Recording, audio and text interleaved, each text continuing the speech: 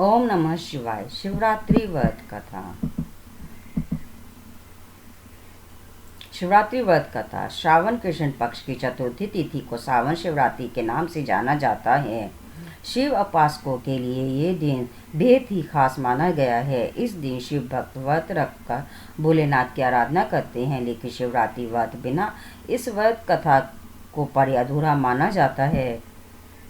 पौराणिक कथा के अनुसार वाराणसी के वन में एक भील रहा करता था, जिसका नाम गुरुध्रुव था। वह वन में रहने वाले प्राणियों का शिकार करके अपने परिवार का पालन करता था। एक बार शिवरात्रि के दिन वह शिकार करने वन में गया।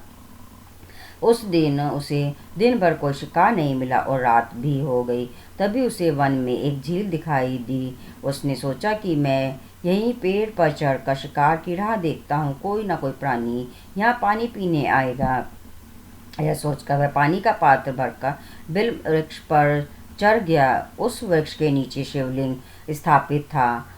थोड़ी देर बाद वहां एक हिरनी आई। गुरु ने जैसे ही हिरनी को मारने के लिए धनुष पर तीर चढ़ाया तो बिल वृक्ष के पत्ते और जल शिवलिंग पर गिरे। इस प्रकार रात के प्रथम प्रहर में अनजाने में ही उसके द्वारा शिवलिंग की पूजा हो गई। तभी हिरनी ने उसे देख लिया और उससे पूछा कि तुम क्या चाहते हो। वह बोला कि तुम्हें मारकर मैं अपने परिवार का पेट भरूंगा। यह सुनकर हिरनी बोली कि मेरे बच्चे मेरी राह देख रहे होंगे, मैं उन्हें अपनी बहन को सौंप कर लौट आऊंगी हिरनी के पास।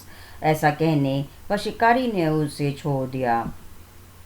थोड़ी देर बाद उस हिरनी की बहन उसे खोजते हुए झील के पास आ गई। शिकारी ने उसे देखकर पुनः अपने धनुष पर तीर चढ़ाया। इस बार भी रात के दूसरे पहर पर बिल वृक्ष के पत्ते व जल शिवलिंग पर गिरे और शिव की पूजा हो गई।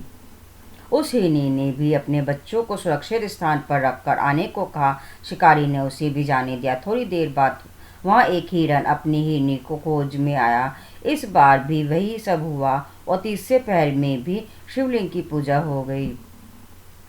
सबको एक साथ देखकर शिकारी बड़ा खुश हुआ और उसने फिर से अपने धनुष पर बाण चढ़ाया, जिससे चौथे पहर में पुनः शिवलिंग की पूजा होगी। इस प्रकार गुरुदेव दिन भर भूखा प्यासा रहकर रात भर जागता रहा और चारों प्रहर अनजाने में ही उससे शिव की पूजा होगी और शिवरात्रि का व्रत संपन्न हो गया, जिसके प्रभाव से उसके पाप तत्काल भस्म हो गए। सूर्योदय होते ही उसने सभी हिरणों को मारने का विचार त्याग दिया। तभी शिवलिंग से भगवान शंकर प्रकट हुए और उन्होंने गुरुदेव को वरदान दिया कि त्रेता युग में भगवान राम तुम्हारे घर आएंगे और तुम्हारे साथ मित्रता करेंगे, तुम्हें मोक्ष भी प्राप्त करेंगे। इस प्रकार अनजाने में किए गए शिवरात्रि व्रत से भगवान शंकर ने शिकारी को मोक्ष प्रदान कर दिया। यह थी कहानी शिवरात्रि व्रत कथा। ओम नमः शिवाय। बोलो शिव भगवान की जय।